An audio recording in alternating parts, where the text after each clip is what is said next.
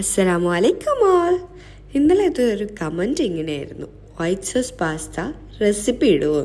അപ്പോൾ ഇങ്ങനെ തുടങ്ങുകയല്ലേ. ചിക്കൻ മാരിനേഷനായി ഉപ്പ്, കുരുമുളക് ഇവ ചേർത്ത് മിക്സ് ചെയ്ത് മാറ്റി വെക്കുക. ഞാനിവിടെ ക്യാപ്സിക്കം, ക്യാരറ്റും ഗാർലിക്കും മാത്രമേ എടുത്തിട്ടുള്ളൂ. സ്വീറ്റ് കോൺ ഇഷ്ടമാണെങ്കിൽ അതും ബ്രോക്കോളിയും കൂടി ആഡ് ചെയ്യാവുന്നതാണ്. ഇനിയാണ് ഇതിൻ്റെ ടോപ്പ് സീക്രട്ട് എന്ന് പറയുന്നത്. ഉള്ളി എടുത്ത് അതിൻ്റെ മുകളിൽ ബേ ലീഫും ക്ലോവ്സും വെച്ച് കൊടുക്കുക.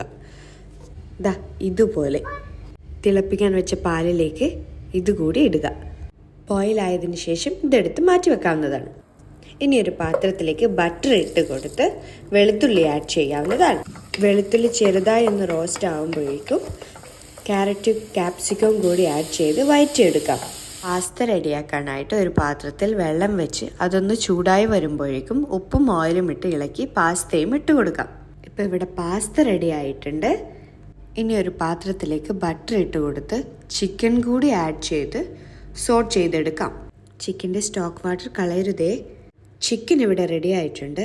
ഇനി ഒരു പാത്രത്തിലേക്ക് ബട്ടർ ഇട്ട് കൊടുത്ത് അതിലേക്ക് 2 ടേബിൾ സ്പൂൺ മൈദ കൂടി ആഡ് ചെയ്യാവുന്നതാണ്. ഇവ രണ്ടും കൂടി ഇളക്കി യോജിപ്പിച്ച് കുറച്ച് പാല് കൂടി ഇതിലേക്ക് ഒഴിക്കാം. നല്ലൊരു ക്രീമി കൺസിസ്റ്റൻസി ആകുമ്പോഴേക്കും കുറച്ചുകൂടി പാലൊഴിച്ച് കൊടുക്കാം. ഇതിലേക്ക് ചില്ലി ഫ്ലേക്സ്, ആവശ്യത്തിന് ഉപ്പ്, പെപ്പർ പൗഡർ, ഒറിഗാനോ ഇവ കൂടി ആഡ് ചെയ്യാം. അതിനുശേഷം നേരത്തെ എടുത്തു വെച്ച സ്റ്റോക്ക് വാട്ടർ ഇതിലേക്ക് ആഡ് ചെയ്യാം. നേരത്തെ മാറ്റി വെച്ച വെജീസും ചിക്കനും കൂടി ആഡ് ചെയ്ത് ഇളക്കി യോജിപ്പിക്കാവുന്നതാണ്. അതിനുശേഷം പാസ്ത ഇതിലേക്ക് ഇട്ട് കൊടുക്കാവുന്നതാണ്. ചീസ് കൂടി ഇതിൽ ആഡ് ചെയ്ത് ഗ്യാസ് ഓഫ് ചെയ്യാവുന്നതാണ്. പാസ്ത ഇവിടെ റെഡി ആയിട്ടുണ്ട്.